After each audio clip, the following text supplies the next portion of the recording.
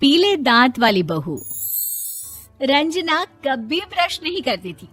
उसे कितनी बार उसके माँ बाप ने डांटा, लेकिन उसका कोई असर उस पर होता ही नहीं था, जिस कारण से उसके दांत पीले पीले हो जाते हैं। शादी के बाद अरे बहू, वैसे तो तुझ में कोई कमी नहीं है, पर तेरे दांत इतने पीले कैसे हैं बेटा?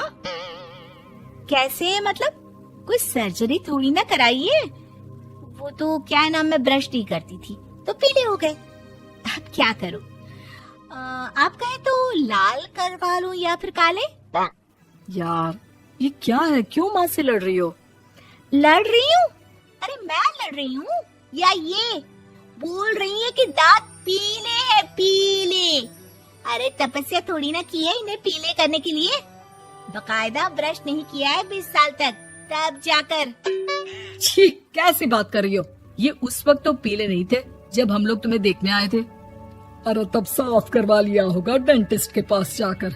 अब देखो कैसे पीले पीले लग रहे हैं। रंजना सास की तरफ गुस्से से देखती है।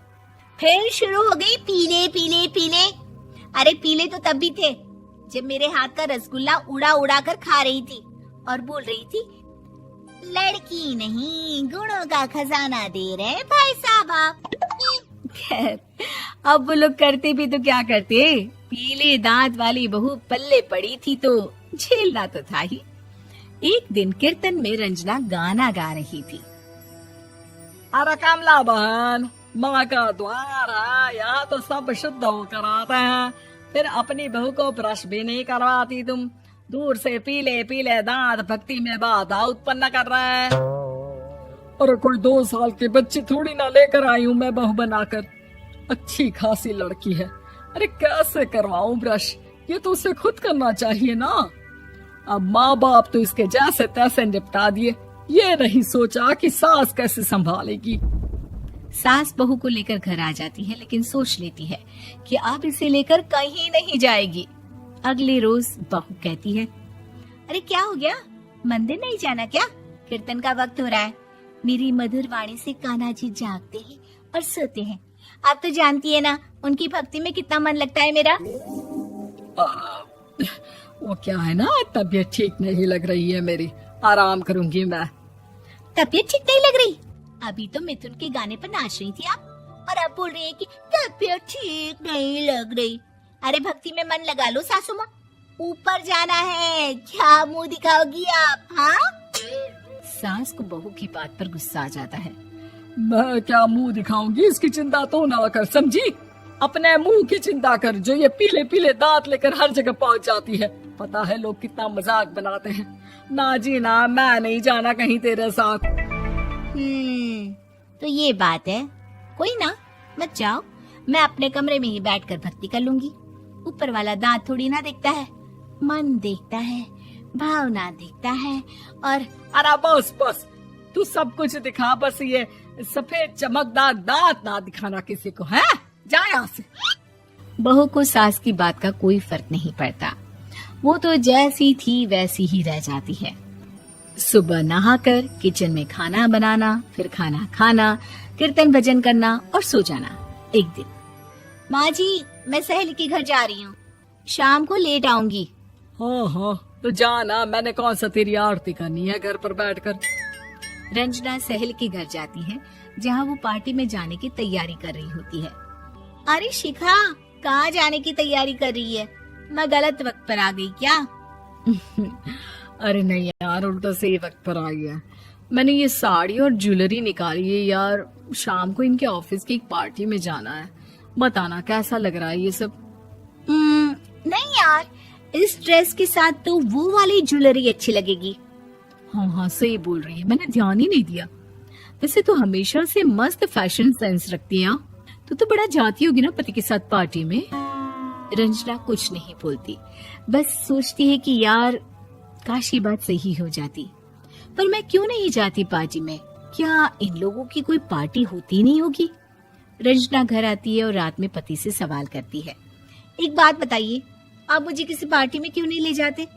क्या आपकी यहाँ ऑफिस में पार्टी नहीं होती? पति बेचारा क्या कहता कि दांत पीले हैं तुम्हारे इसलिए। अरे कोई पार्टी होती नहीं हम लोगों के ऑफिस में, तो कहाँ से लेकर जाऊं? और मार्केट, मॉल, कहीं वीकेंड घूमना, कहीं तो। अरे यार, सारे हफ्ते में एक छुट्टी मिलती है, तो सोचता हूँ कि आराम ही कर लूं। क्यों? रंजना मन मार के रह जाती है। पहले कभी सास के साथ मंदिर जाया करती थी, लेकिन वो भी सास ने ले जाना बंद कर दिया। घर बैठी बैठी रंजना बोर हो जाती है। तभी उसे आइडिया आता है और वो मायके जाने का सोचती है। सासू माँ, 2 दिनों के लिए मम्मी के घर जा रही हूँ। अच्छा अच्छा ठीक है, आराम से जा।